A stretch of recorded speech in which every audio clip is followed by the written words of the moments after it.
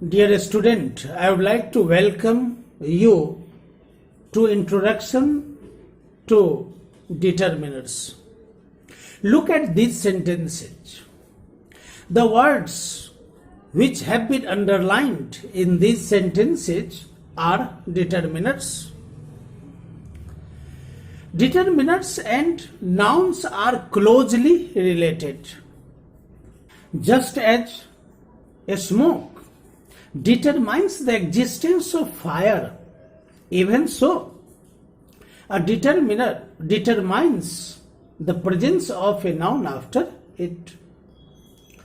यह संभव है कि एक डिटरमिनर के तुरंत बाद एक नाउन आ जाए, या एक डिटरमिनर के बाद एक क्वालिफाइंग वर्ड हो फिर नाउन का प्रयोग हो, या एक डिटरमिनर के बाद एक एडवर्ब का प्रयोग हो फिर एक क्वालिफाइंग वर्ड हो फिर नाउन का प्रयोग हो. But in all the cases a noun is certainly used after a determiner. So we can say that nouns and determiners are closely related.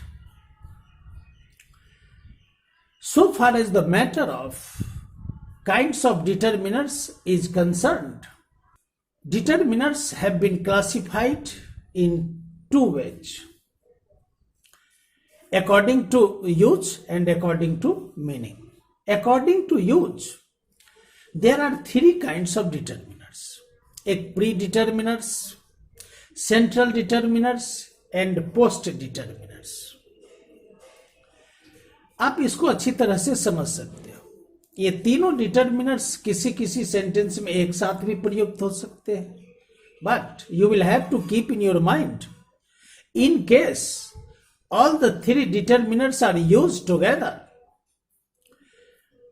सबसे पहले प्री डिटरमिनर का प्रयोग करेंगे, उसके बाद सेंट्रल डिटरमिनर का प्रयोग करेंगे, उसके बाद पोस्ट डिटरमिनर का प्रयोग करेंगे. All the three boys were punished. All the three boys, all pre determiner, the central determiner, three post determiners. आप ऐसे नहीं आप लिख सकते the all three boys were punished. This is a wrong sentence. आप ऐसे भी नहीं लिख सकते three all the boys were punished. आप ऐसे भी नहीं लिख सकते. अब तीनों डिटरमिनर्स जब एक साथ आएगा तो पहले प्री डिटरमिनर का प्रयोग करेंगे, फिर सेंट्रल डिटरमिनर का, फिर पोस्ट डिटरमिनर का. In case pre determiner and central determiner ये दोनों जब एक साथ प्रयुक्त होगा तो पहले प्री डिटरमिनर का प्रयोग करेंगे, फिर सेंट्रल डिटरमिनर का प्रयोग करेंगे. All the books are important for me. All the, all के बाद द का प्रयोग किया गया. ऑल प्री डिटरमिनर है और द सेंट्रल डिटरमिनर. ऐसे नहीं लिख सकते कि the all books are important for me, ये गलत हो जाएगा. आपको ध्यान रखना. In case a central determiner and a post determiner are used together, तो सबसे पहले सेंट्रल डिटरमिनर का प्रयोग करेंगे, फिर पोस्ट डिटरमिनर का प्रयोग करेंगे. जैसे एग्जांपल के लिए, he was the first man who helped me. He was the first, the central determiner, first post determiner, और पहले सेंट्रल डिटरमिनर आया फिर पोस्ट डिटरमिनर का प्रयोग किया गया है.